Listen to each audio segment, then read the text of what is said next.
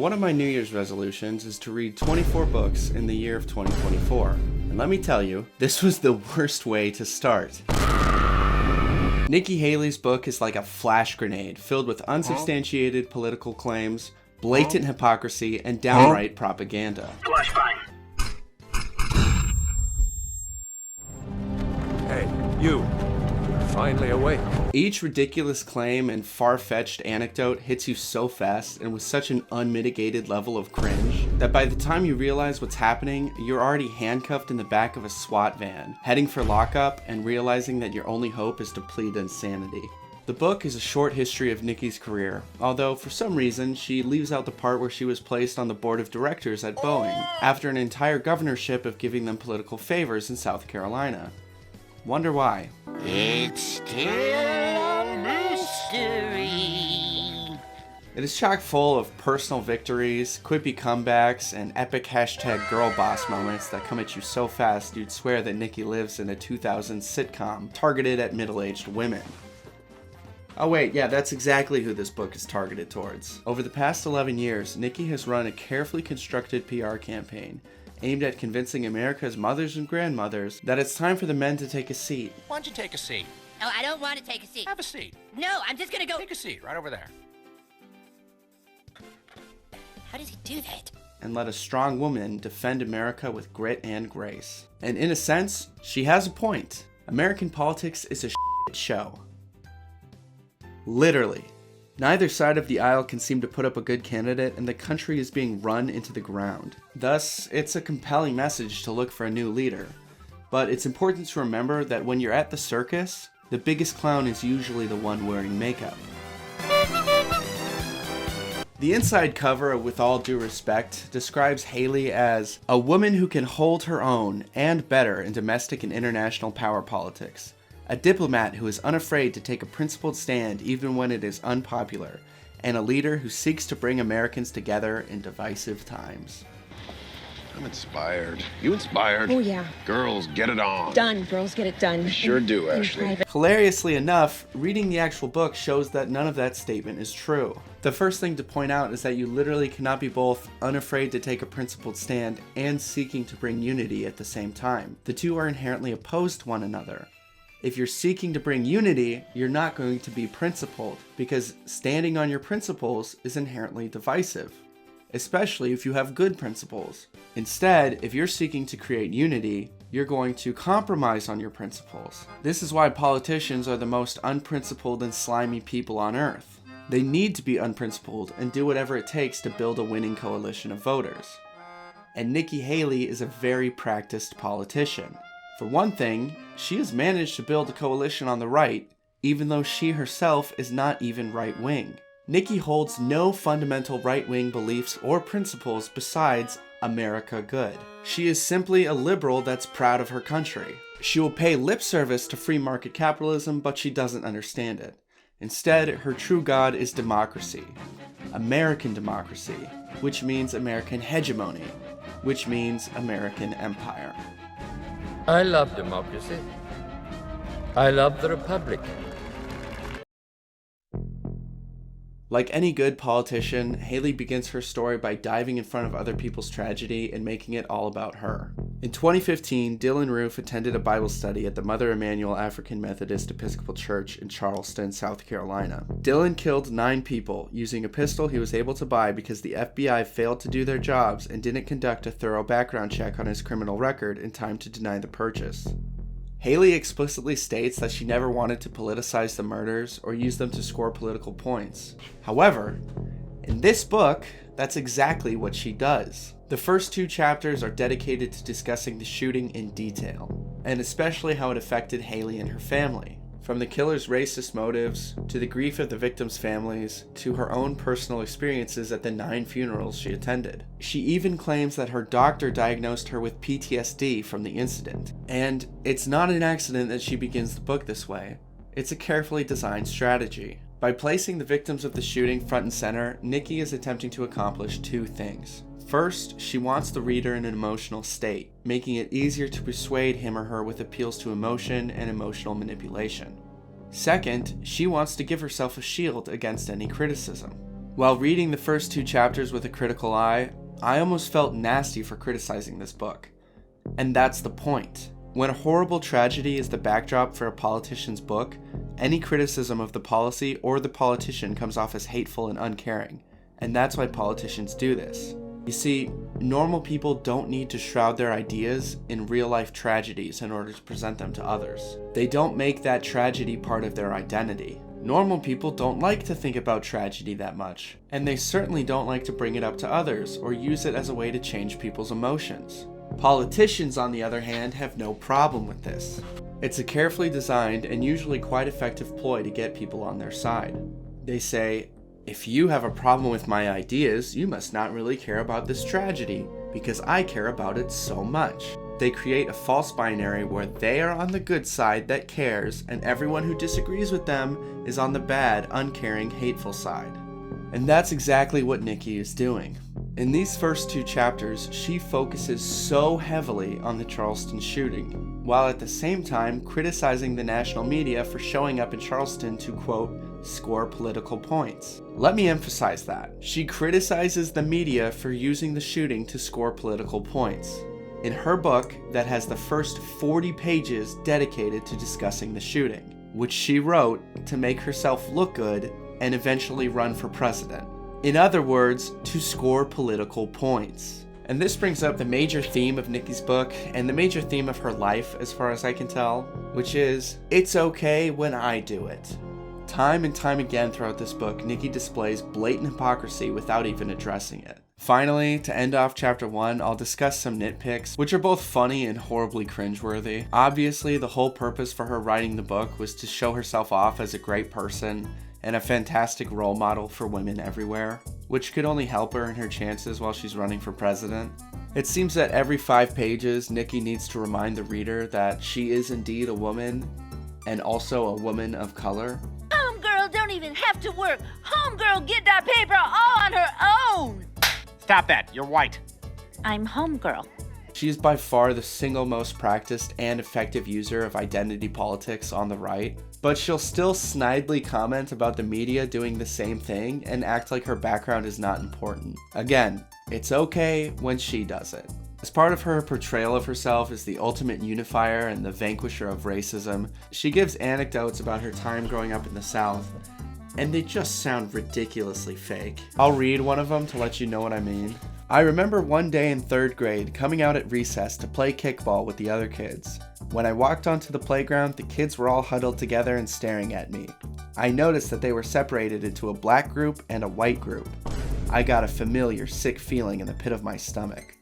"Are we playing today?" I said. A girl responded, "We are, you're not." When I asked why, she replied, "You can play with us, but you have to pick a side. Are you white or are you black?" I panicked for a moment. Then I did what I was rapidly growing used to doing. I changed the subject. I grabbed the ball and ran toward the field. "I'm neither," I yelled. "I'm brown." Before long, we were all playing kickball.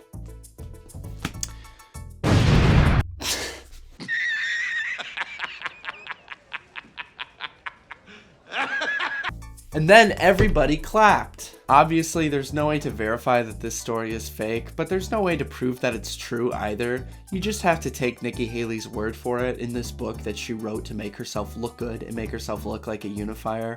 So, I mean, it just does not pass the smell test. Boo! You stink! Even going with the logic of the story, she still would have to pick a team. If the kids were separating based on race to pick a kickball team, and they're like, "Hey, if you want to play, you gotta be on the white team or the black team," did she just not choose a team? They were all playing kickball in the end, so she chose one of the teams then, right? There's so many anecdotes like this, and each one is just as unbelievable as the last. If you remember, the cover of the book describes Haley as both principled and able to unite Americans during divisive times. In Chapter 2, Nikki Haley discusses why, after the shooting, she removed the Confederate battle flag from the Capitol grounds in South Carolina.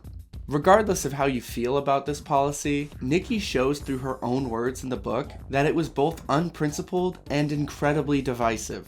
While claiming she didn't want the shooter's hatefulness to redefine what the flag means for all South Carolinians, she goes on to make sure that the flag will forever be seen as a symbol of hate by the government of South Carolina itself. She cemented this fact by using 9 different pens to sign the bill that made the flag come down, one for each of the 9 victims of the shooting. Nikki didn't want Dylann Roof to have the power to redefine the flag.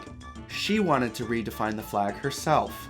She also asserts that taking the flag down single-handedly saved South Carolina from literally, quote, ripping itself apart.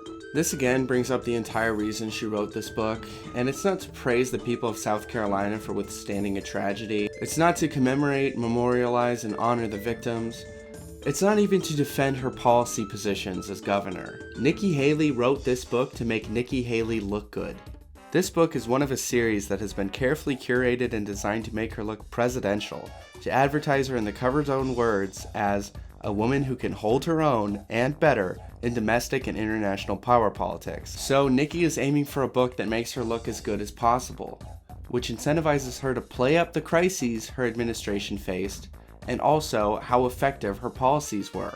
But even with this inherent dramatization running throughout the book, Nikki unwittingly comes off as both divisive and incredibly unprincipled.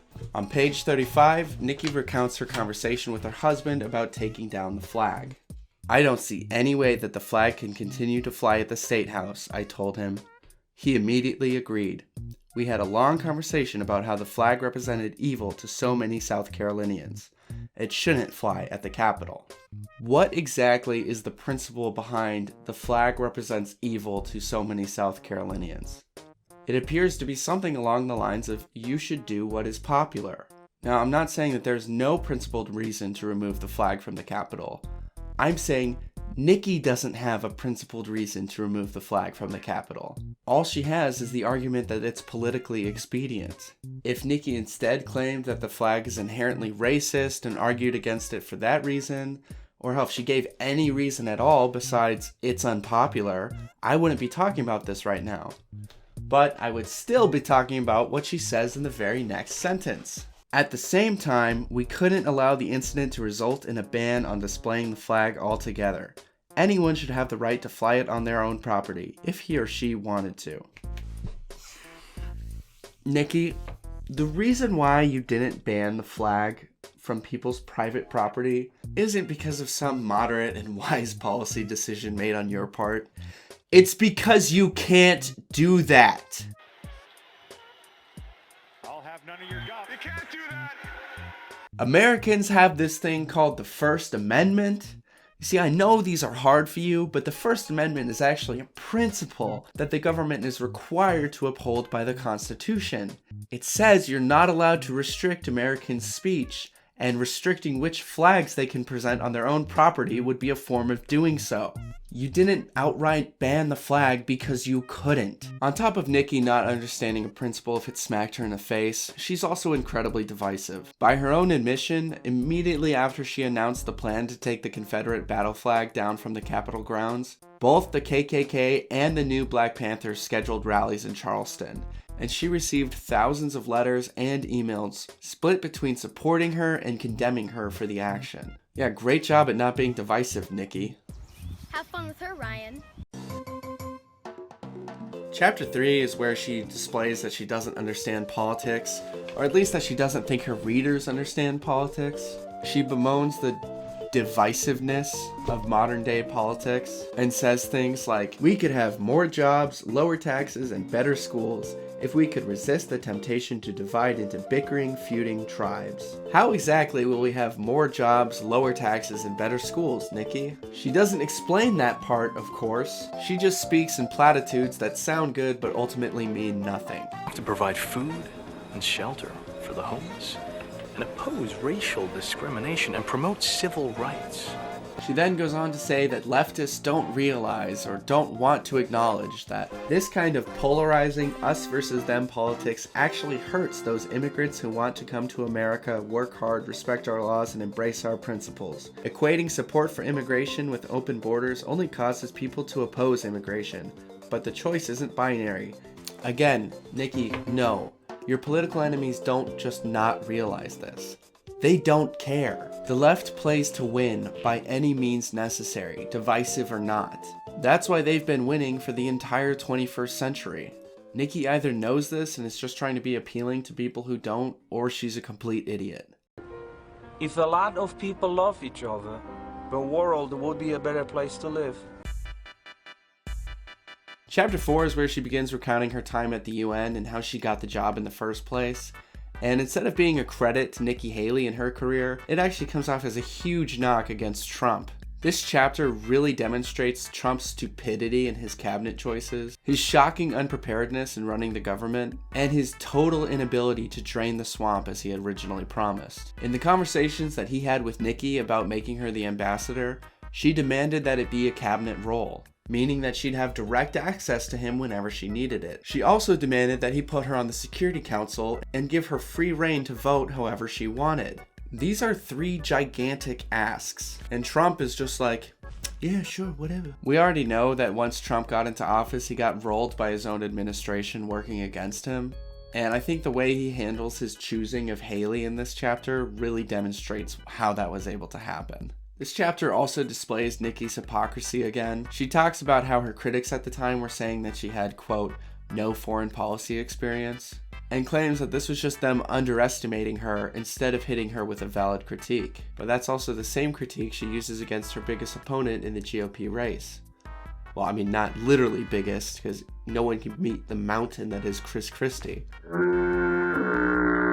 But the strongest, one who she also continues to underestimate. So you have no foreign policy experience, and it shows. And you know what? It The shows. foreign policy experience that you all have. One thing that Joe Biden and Nikki Haley have in common is that neither of them could even state for you 3 provinces in eastern Ukraine that they want to send our troops to actually fight for. Look at that. This is what I want people to understand. These people have, I mean, she has no idea what the hell the names of those provinces are, but she wants to send our sons and daughters and our troops and our military equipment to go fight it. So reject. Nikki ends the chapter with a furious defense of Israel and an angry condemnation of the Obama administration for failing to veto Resolution 2334 of the UN Security Council. Her description of Resolution 2334 makes it sound like the most blatantly anti-Israel document you've ever read. So I looked it up, found that it's only 3 pages, read through the document, and found that Nikki is straight up lying in only the way a politician could. Nikki says that the document declares illegal all, quote, Israeli activity in all the territories that are, quote, disputed by the Palestinians. And this is a ridiculous mischaracterization. The disputed territories Nikki is talking about are the 1967 borders between Israel and Palestine, real borderlines with historical precedent.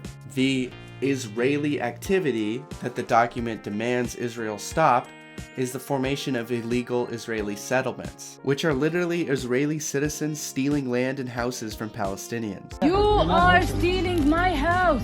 And if I don't steal it, someone else is gonna steal it. No. Israelis are de facto allowed to do this because Palestinians have no form of protection. They aren't allowed to defend themselves, and they aren't allowed to form a meaningful police force. As occupied territory, they are completely subjected by Israel's government, but they are not protected by Israel's government. This is what the UN condemns by the resolution.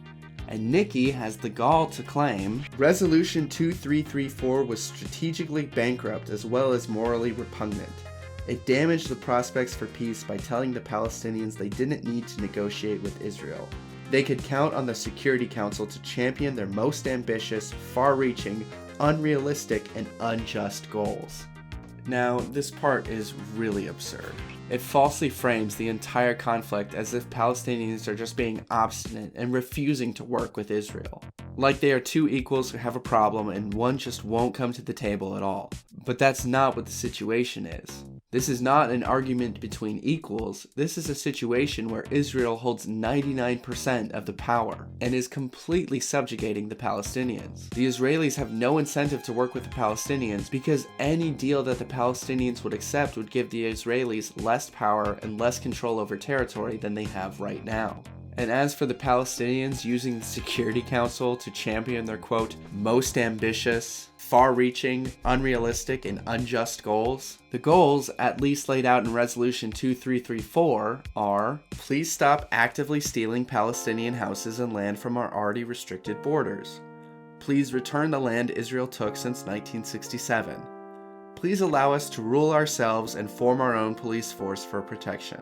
If you think that those goals are seriously unjust, you might be holding a bias, but I will concede that those goals are ambitious and unrealistic, only because of the way Israel has acted since Netanyahu took power. Nikki then asked the question, what motivation would the Palestinians ever have to negotiate in good faith with Israel when the United Nations was doing their bidding for them? Well, Nikki, let me flip the question to you. What motivation does Israel have to ever deal in good faith with the Palestinians when Israel knows that the United States will back them up no matter what, and threaten war on any country that doesn't like what Israel is doing? I guess it's okay to question the incentives of different policies when those policies don't line up with the interests of the American empire, but not the other way around, right? Remember, it's okay when I do it. Finally, Nikki acts like the UN is way out of line for criticizing Israel and trying to get them to play nice with the Palestinians. But if anyone has the legal right to criticize Israel, I would think that it's the governing body that created Israel. The UN created Israel through Resolution 181 and directly led to all of the violence on both sides. It actually makes sense that the UN demand Israel change its behavior, as the UN is the entire reason that Israel exists today.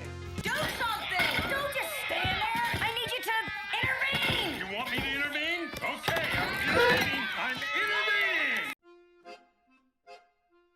Now we start getting into Nikki Haley's foreign policy, and this is the reason I hate her so much. Well, it's the main reason. Nikki pretends to be an America First conservative, but when it comes to foreign policy, she is as progressive as it gets. This goes back to Nikki just being a liberal who's proud of America. She doesn't understand the founding roots of American foreign policy, which led to America becoming a superpower, and only believes in empire, which led to America being $34 trillion in debt and on the verge of collapse. In fact, Nikki Haley's foreign policy is an exact inversion of the foreign policy of the American founders. It is everything they ever warned about. Boiled down to one sentence, her foreign policy is essentially, America should be in charge of the entire world, which again is just another manifestation of the book's central theme, it's okay when I do it. Nikki actually claims that, quote, the world looks to us for moral guidance. Even the countries that say they don't like us count on us for moral leadership. What is moral guidance on an international level? Well, it's a phrase that doesn't actually have any meaning and just sounds nice. If pushed to define it, Nikki would probably say something like, America is fundamentally good, and therefore America should lead the world. But according to her own book, that's not what the rest of the world thinks about America at all. Nikki says, there are few topics at the UN more popular than America's sins. Given the chance, the only issues the UN would consider, other than the alleged guilt of the Israelis, would be the 1953 coup in Iran, the Bay of Pigs invasion, the Abu Ghraib abuse scandal, anything that highlights the supposed crimes of the United States. Well, which is it, Nikki? Is the world sick of American abuses of power, or are they begging for our perfectly moral leadership? She goes on to talk about how despicable it is that the United States didn't veto Resolution 2334, and calls it a betrayal of one of our greatest allies. But the Founding Fathers told us to be wary of entangling alliances with any country, and instead be friendly and open to trade with all. George Washington himself said that passionate attachments for other nations should be excluded, and that in place of them, just and amicable feelings towards all should be cultivated. Nikki doesn't heed this advice at all, and instead advocates doing anything and everything for countries like Israel, Ukraine, or even South Sudan, while advocating that US taxpayers continue to send billions of dollars to these countries. She still tries to act like a fiscal conservative, claiming that the taxpayer is getting something back for these quote-unquote investments. But of course, that's not what's happening. It's just an expansion of America's empire with zero benefit to American citizens. She claims that we have to fund these countries and use our military to fix their problems, because if we don't, there's just going to be greater suffering. This is totally the opposite of what John Quincy Adams thought America should do. Adams, like most of the founding fathers, believed that America should not go out into the world in search of monsters to destroy, because we would find them, and then spend ourselves into massive debt and near collapse at home trying to take care of foreigners' problems instead of the problems of our own people. It's the idea that America should remain a city on a hill, an ideal for other countries to emulate, not the dictatress of the entire world. Nikki's far beyond that ideal at this point. She even claims that, quote, "We took the initiative of the UN to fulfill America's role as the voice of the persecuted and oppressed." No, Nikki! You're supposed to be the voice of the American people, not the voice of the persecuted and oppressed of the entire world. At this point, we're not even halfway through the book, and the rest is just more of the same. Nikki continues to play identity politics, devoting entire chapters to how great it is that she's a woman and what a great leader and role model she is. She has an entire chapter devoted to repeating the propaganda that Assad, the dictator in control of Syria, gassed his own people in a civil war that he was winning by a lot. You know, that he would do the one move that would make sure the international community was pissed off at him and would intercede on behalf of the rebels. It doesn't make any sense, it's been debunked, and Nikki Haley is still clinging to it as hard as she can. She has a chapter devoted to saber rattling against Iran and talking about all the bad things Iran does, such as funding terrorism, which is definitely something that the US never does, right? In all these chapters about the atrocities of these other countries, she has nothing to say about what America has done that's bad, or America's allies. She chides Iran for funding the Houthis, while Saudi Arabia is literally committing a war of genocide against them. A war that is funded and supported by the US government. It's okay if America does it, but it's not okay if anybody else does it. I really don't have a conclusion besides that this book is terrible. It raised my blood pressure and it kind of made me never want to make videos again. So yeah, don't read it unless you want to have a bad time. Or if you're a sadist and you just want to hurt yourself, then go ahead. If you like this video and you want me to do a part 2, you know, I guess let me know, because there's a lot more I could rip into about this horrible book. Alright, thank you so much for watching. See you guys later.